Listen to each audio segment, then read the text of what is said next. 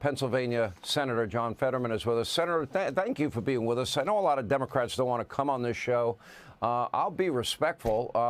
I've had the opportunity to meet with you and have, very civil conversations and friendly and actually fun, to be very honest. And we appreciate you being here. But yeah, absolutely. Thank you for having me on, Sean. It's a pleasure to have this conversation. Absolutely.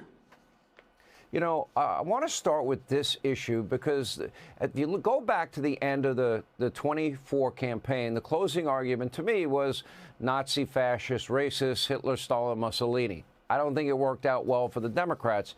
And you actually said if you're looking for a Democrat, and this is what you said, that's going to call people Nazis, fascists, all these kinds of things, I'm not going to be that guy. Okay, I admire you for saying that. I'm not going to be the guy, saying those things about the left either, because, those are the worst adjectives you can use. But you've made a decision not to, but your party is going in the other direction. And they're saying it with regularity, and I'll play more tape later in the show today about it. What is going on? Why have they chosen that path when it didn't succeed the first time? I don't know why, and I've always refused to say that. And when then the Vice President Harris referred to President Trump as a fascist, and I knew absolutely we lost the plot at that point.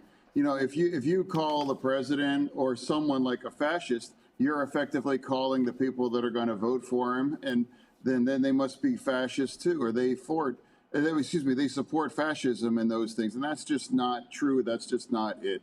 I happen to know, and I love a lot of people that voted for the president, and they're not fascists, they're not Nazis, they're not trying to destroy the Constitution and all those things. They just happen to have a different priorities, and they love our country in the same ways that Democrats do as well. So I refuse to do those kinds of a thing, because that kind of extreme kinds of rhetoric makes it easier for those kinds of extreme kinds of actions, even like what happened to poor Charlie Kirk and that. And now why you can't allow people to grieve and now use that an opportunity to criticize or to turn it into something. It's like, it's just basic humanity there. And like, we're forgetting that we need each other. We need each other here. And now I refuse to be a part of it and comparing people to Hitler and those things, because if that's what's required to win, then I refuse to. You just heard a Democratic colleague's family will suffer, but we need the leverage. Wow, that's a pretty impactful statement to me. Your thoughts? Yeah, like I just said that, I just put that in my social. Like 2 million Pennsylvanians depend on SNAP to helping feed themselves and their family. 2 million. And now that's going to be suspended because our government is shut down. I can't ever vote for that kinds of mass food insecurity like that. And now I'm going to be a country over party guy. I'm always going to vote to pay our military over the party. I'm always going to vote to pay the Capitol Police here versus over the party.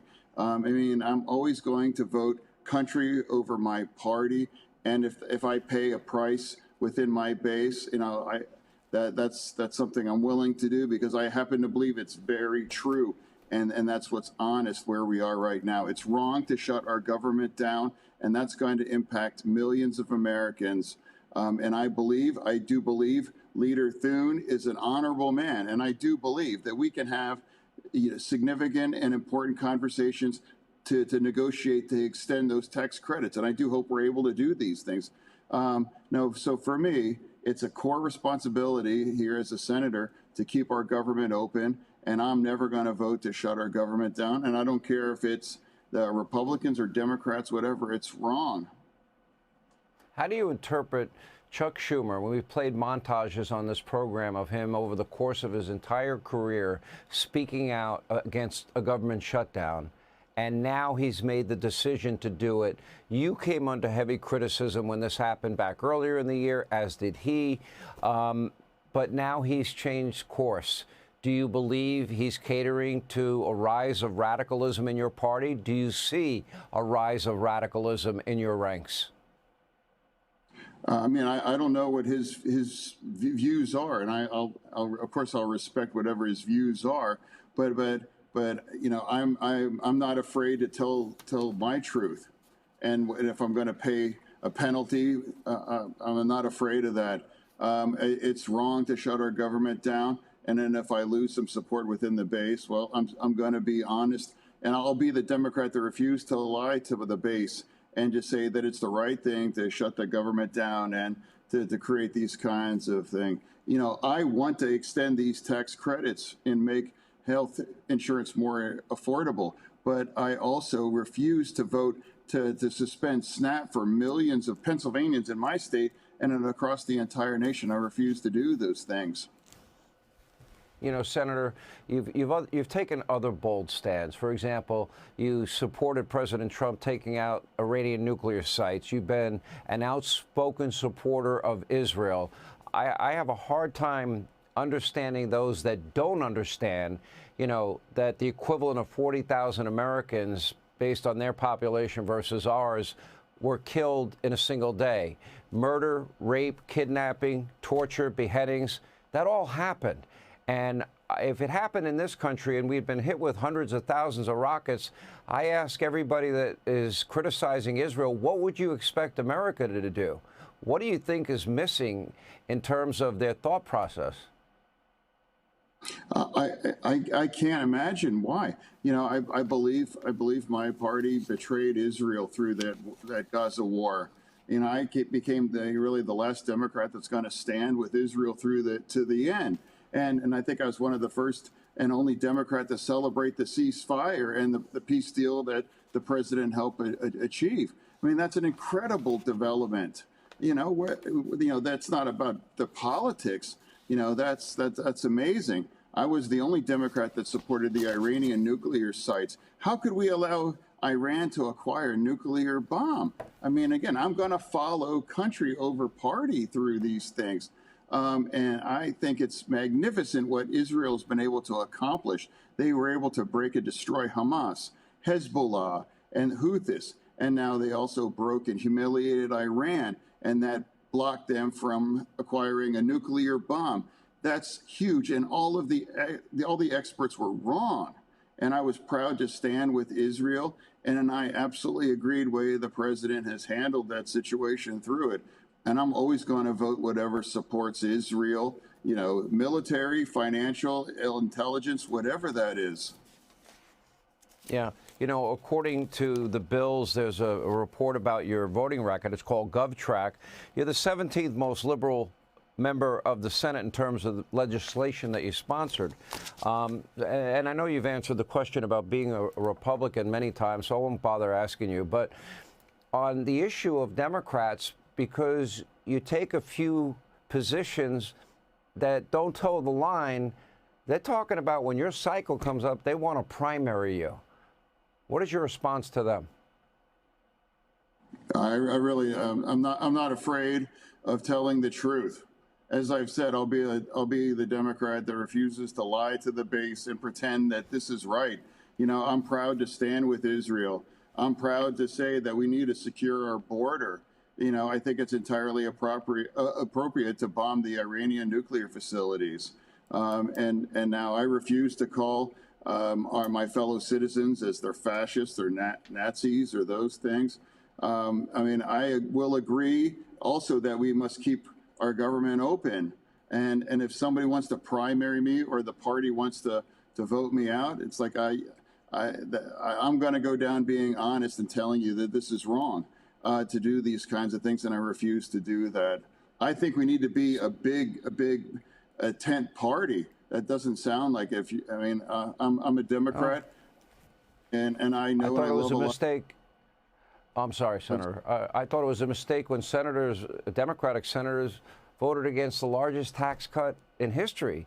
A lot of hardworking blue-collar workers in the Commonwealth of Pennsylvania. No tax on tips, overtime, or Social Security. I would think that they would have wanted that. Why would they be against that? Yeah, I actually I love that no taxes on tips, and that was all rolled up. I mean, that was all passed through a UC. 100 out of 100 of us agreed on those kinds of a thing. And then I also happened to agree that I was concerned about cutting Medicaid. And in my Pennsylvania, rural healthcare was significant, and all those hospitals in those red counties are always struggling for that. We can agree and disagree on different things, but for me, I'm going to be the one kind of Democrat that's going to be, hey, I happen to believe these things, and if that moves against my political interests, then I'm still going to be honest, and I'm going to just talk about what I happen to believe is the truth in these kinds of circumstances. And now I'm one of only 2 Democrats that's voting to keep our government open. I was the only kind of Democrat that fully supported of Israel throughout all of it. And again, I also was proud to be the co-sponsor of the Laken bill as well, too, because we do need to deport all of the criminals in our nation right now. I don't know why it's controversial to any Democrat or anyone.